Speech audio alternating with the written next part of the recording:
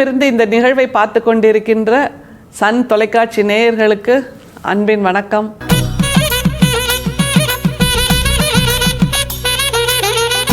வள்ளல் பெருமானுடைய பாடல்கள், அவருடைய சித்தாந்தம் எல்லாத்தையும் தொடர்ந்து பார்த்துக்கிட்டே இருக்கோம். பார்த்தா மட்டும் போதுமா அப்படிங்கிறதான ஒரு கேள்வி.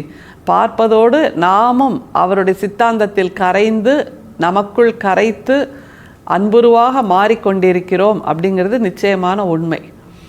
அவரோட ஒவ்வொரு பாடலும் ஒரு குட்டி குட்டி கதை மாதிரி இருக்கும். ஒரு சின்ன சம்பவத்தை சொல்லி அதில் அவர் எப்படி இருந்தார், அந்த சம்பவத்திலேருந்து எப்படி மீண்டெழுந்து வந்தார் அப்படிங்கிற ஒரு மாரல் ஆஃப் த ஸ்டோரின்னு சொல்லுவோம்ல, அப்படியாக அமைந்திருப்பது தான் நம்முடைய வள்ளல் பெருமானோட பாடல்கள். ஒரு 4 வரி பாடலாக இருக்கட்டும், 6 வரி பாடல், 8 வரி பாடல், எதுவாக இருந்தாலும் அந்த வார்த்தை நயம் அல்லது வார்த்தை ஜாலம், இலக்கணம், எதுகை மோனை இதை மட்டுமே பார்த்து நகர்ந்து வந்துட முடியாது. ஒவ்வொரு வார்த்தைக்குள்ளும் முதல் வரிக்குள்ளுமே ஒரு கதையை வச்சு நம்மை அதில் பயணிக்க வைப்பார். அப்புறம் என்னாச்சு அப்படிங்கிற மாதிரியான ஒரு தொனியோடு அவருடைய பாடல்கள் நகர்கின்றன. அதன் மூலமாக நம்முடைய ஆர்வத்தை எப்போதும் வெளிப்படையாக தெரிவிக்கின்ற மாதிரி அவர் பாடல்கள் இருக்கின்றனங்கிறதா மிக முக்கியம். நம்முடைய ஆர்வத்தை எங்கேயும் குன்றிவிடாத மாதிரி அவருடைய பாடல்கள் அமைந்திருக்கின்றன. இன்றைக்கி அவர் சொல்கிற ஒரு பாடல், ஒரு குழிக்குள்ளே அவர் விழ பார்த்தாரா. அப்படியா, வள்ளல் பெருமான் குழிக்குள்ளே விழ பார்த்தாரா கேள்வி வருதில்ல உடனே. அப்புறம் என்னாச்சு அப்படின்னு ஒரு சிந்தனை வருதில்ல. இதுதான் அவருடைய பாடல்களின் வெற்றின்னு நிச்சயமாக சொல்லலாம். இன்றைக்கு பார்க்கின்ற பாடல் இப்படி தான். ஒரு குழிக்குள்ளே விழ பார்த்தேன், அப்புறம் நான் எப்படி ஜெயித்தேன், எப்படி மேலே வந்தேன், குழியிலேருந்து எப்படி விழாமல் எழுந்து வந்தேன் அப்படிங்கிறத அவர் சொல்கிறார். 4 வரி பாடல், அதற்குள் ஒரு வாழ்க்கை பாடத்தை வைக்கிறார் நம்முடைய வள்ளல் பெருமான். அப்படின்னா எவ்வளவு தூரம் அவர் ஆளுமையாக தன்னை தகவமைத்து கொண்டிருக்கிறார். ஒவ்வொரு சம்பவம் நடக்கும் வாழ்க்கையில், ஒவ்வொரு முறை கீழே விழுவோம், எழுந்திருப்போம், ஒவ்வொரு முறையும் நமக்கு ஒரு புதிய அனுபவம் கிடைக்கும் இல்லையா. அந்த அனுபவத்தின் மூலமாக நாம் உயர்ந்து நின்றால் அதுதான் நம்முடைய வாழ்க்கையின் அடையாளம். இப்போ ஒவ்வொருத்தரும் ஒரு 5.5 அடி இருக்கும்னு வைங்களேன். இது வெறும் பௌதீக உயரம் மட்டும்தானா? அப்படி சொல்லிட முடியுமா?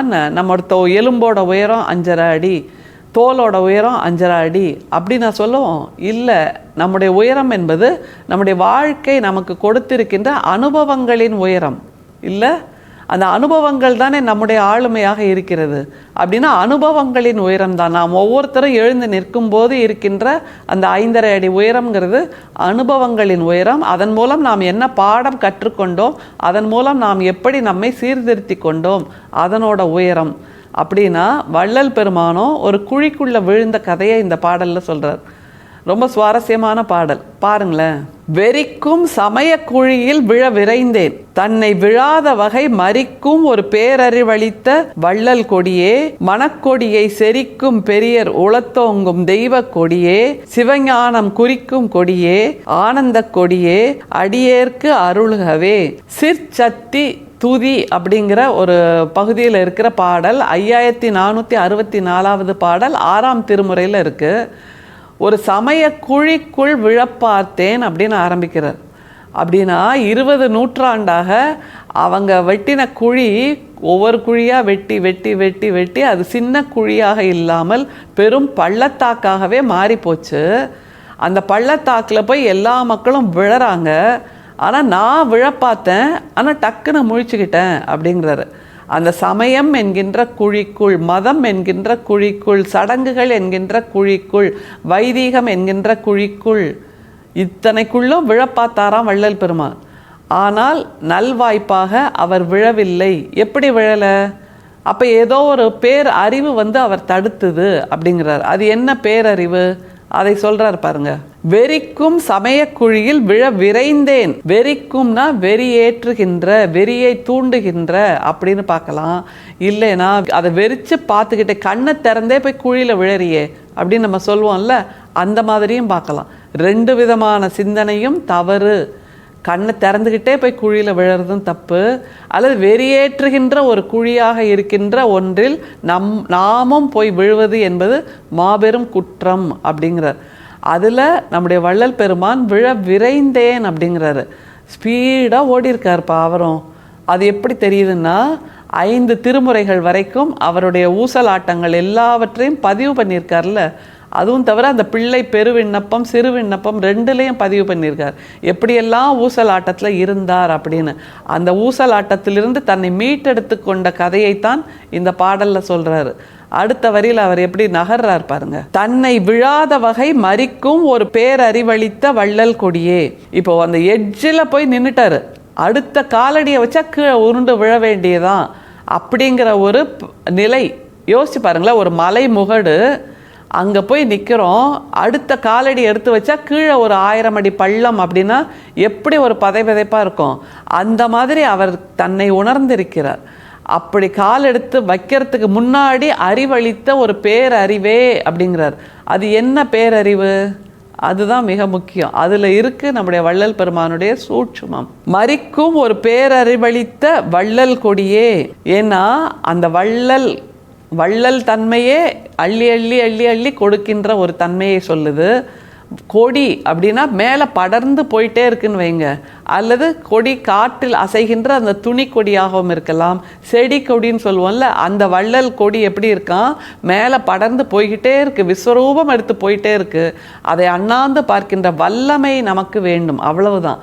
அந்த வள்ளல் கொடி ஏற்கனவே அங்கே பசுமையாக வானத்தை தொடுவது போல் உயர்ந்தோங்கி படர்ந்து பசுமையாக அப்படி பச்சை பசேர்னு மேலே வளர்ந்து போய்கிட்டே இருக்கு. இல்லை துணி கொடின்னு வச்சுக்கிட்டா அதுவும் காற்றில் எல்லா நேரமும் அசைந்து ஆடிக்கொண்டே இருக்கிறது. ஆனால் அதை நிமிர்ந்து பார்த்து அதிலிருந்து தத்துவங்களை உணர்ந்து கொள்கின்ற, சத்தியங்களை உணர்ந்து கொள்கின்ற வல்லமை நம் மனசுக்கு இல்லாமல் கண்ணை திறந்துட்டே போய் குழியில் விழறோம் அப்படிங்கிறாரு. அந்த வகையில் அந்த வள்ளல் கொடிங்கிற வார்த்தை மிக அழகான வார்த்தை. திரும்ப திரும்ப கொடி கொடி கொடின்னு சொல்கிறார். ஏன்னா கொடி ஏற்கனவே பறந்து கொண்டிருக்கிறது. நிமிர்ந்து பார்க்க வேண்டியது மட்டும்தான் நாம் செய்ய வேண்டிய வேலை என்பதை புரிந்து கொள்வதற்காக. அடுத்தது, மனக்கொடியை செரிக்கும் பெரியர் உளத்தோங்கும் தெய்வ கொடியே. அடுத்த அழகான வார்த்தை தெய்வ கொடி, செரித்தோங்கும் தெய்வ கொடியே அப்படிங்கிறார். மனசை மூடுற மாதிரி பல விஷயங்கள் நடக்கும், மனசை திறந்து வையுங்கள் என்று இந்த தெய்வ கொடி சொல்லுது. அப்படின்னா அன்பின் காற்றில் இந்த கொடி ஆடிக்கொண்டிருக்கிறது. அதனால் மனசை திறந்து வையுங்கள், காற்று உள்ளே வரும் என்று இந்த தெய்வ கொடியின் மூலமாக அவர் பாடத்தை கற்றிருக்கிறார். அடுத்த கொடி என்னன்னு பாருங்க. சிவஞானம் குறிக்கும் கொடியே. சிவஞானம்னா சிவன் ஞானம் இல்லை, சிவம் என்கின்ற அந்த அன்பின் ஞானம். சிவஞானம் குறிக்கும் கொடியே. அந்த கொடியில் என்ன இருக்கு? காற்று அசையும் போது கொடி அசைகிறது, காற்று அசைந்ததால் கொடி அசைந்ததா, கொடி அசைந்ததால் காற்று வந்ததா அப்படின்னு ஒரு பாடல் இருக்குல்ல. அப்படின்னா அந்த அன்பு இருப்பதால் அந்த காற்று என்கின்ற அந்த பிரபஞ்சத்திலும் அன்பு நிறைந்திருக்கிறது அப்படின்னு எடுத்துக்கலாம். அல்லது பிரபஞ்சத்தில் இருக்கின்ற அன்பின் காற்றால் இந்த கொடி அசைகிறது. எனவே இந்த சிவ ஞானம் என்கின்ற அந்த கொடி நம் மனசுக்குள்ளும் அசைய வேண்டும். அது ரொம்ப முக்கியம். ஏன்னா அன்பு சிவம் என்பதுதான் வாழ்க்கைக்கான ஒரே அடையாள கொடி என்பதை வள்ளல் பெருமான் சொல்லித்தரார். எப்படி நிறைவு செய்கிறார் பாருங்க. ஆனந்த கொடியே அடியேற்கு அருளுகவே.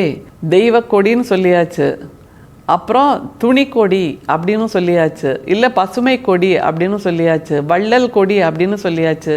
இது எல்லாம் இருந்ததுன்னா மனசில் ஆனந்தம் தானாக வரும் இல்லையா? மற்றவர்கள் மீது அன்பாக இருந்து பாருங்கள். ஒரு நாள் ஒரு டாஸ்க் வச்சுக்கோங்களேன். இன்றைக்கி முழுக்க நான் யாரிடமும் கடிந்து பேச மாட்டேன், யாருக்கும் தீங்கு சொல்ல மாட்டேன், தீங்கு செய்ய மாட்டேன், தீங்கு நினைக்க மாட்டேன்னு வச்சுக்கிட்டா அன்னைக்கு சாயங்காலம் அல்லது அன்னைக்கு இரவு மனசு ஏதோ ஒரு மாதிரி ததும்பி நிற்கும். அது என்னன்னா அந்த அன்பின் பிரவாகம் நமக்குள் உணர துவங்குவோம். அந்த அன்பின் பிரவாகத்தை தான் நம்முடைய வள்ளல் பெருமான் கொடி கொடி கொடி என்று சொல்லிக்கொண்டே இருக்கிறார். நம் மனசுக்குள்ளும் அந்த அன்பின் கொடியை, சிவத்தின் கொடியை பறக்க விடுவோம். நிச்சயமாக நமக்குள் அன்பு பிரவாகம் எடுப்பதை உணர்ந்து கொள்வோம். அருட்பெரும் சோதி, அருட்பெரும் சோதி, தனிப்பெரும் கருணை, அருட்பெரும் சோதி. மீண்டும் சந்திப்போம். நன்றி, வணக்கம்.